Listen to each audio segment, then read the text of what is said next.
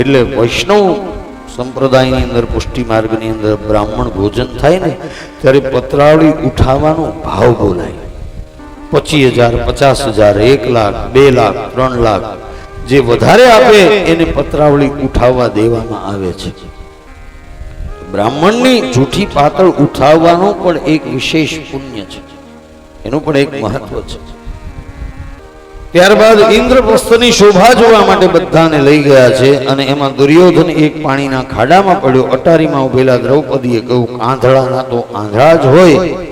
એ કટુ વચન કહ્યા અને દુર્યોધનના હૃદયમાં કુરુક્ષેત્રના મેદાનમાં જે યુદ્ધ થયું એના બીજ રોપાયા છે. પછી આપ જાણો છો મહાભારતની કથા, એનું દર્શન કરાવી. બલબલ નામના એક અસુરનો વધ કર્યો છે એની કથાનું દર્શન કરાવ્યું અને ત્યારબાદ સુખદેવજી મહારાજ વર્ણન કરે છે. રાજા પરીક્ષિતે કહ્યું, બાપજી આપ સરસ કથાનું વર્ણન કરો છો, આજે છેલ્લો દિવસ છે,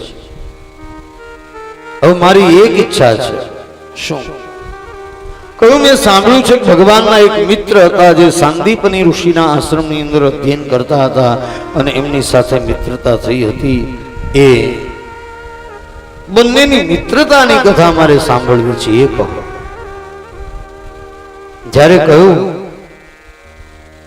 ત્યારે સુખદેવજી મહારાજ કહે છે કે રાજા સાંભળ, હવે એ કથા હું તને કહું છું. કૃષ્ણસ્યાસિત સખા કશ્ચિદ બ્રહ્મણો બ્રહ્મવિત્તમઃ વિરક્તેન્દ્રિયાર્થેષુ પ્રશાંતાત્મા જીતેન્દ્રિયઃ.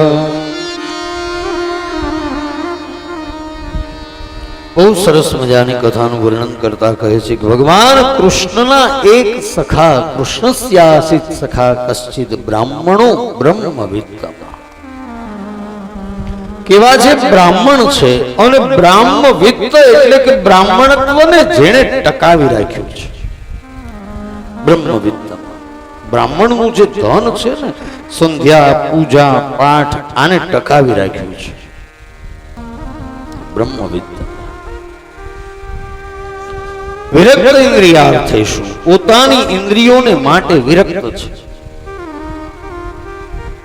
અને કેવા છે? પ્રશાંતાત્મા જીતેન્દ્રિય. શાંત તો છે પણ શાંતમાં પણ પ્ર ઉપસર્ગ વિશેષ લાગેલો છે એટલે પ્રશાંત. અને કેવા છે? જીતેન્દ્રિય, પોતાની ઇન્દ્રિયો ઉપર જેણે કાબુ મેળવ્યો છે આવા જીતેન્દ્રિય છે. પણ કેવા છે? અત્યંત ગરીબ છે.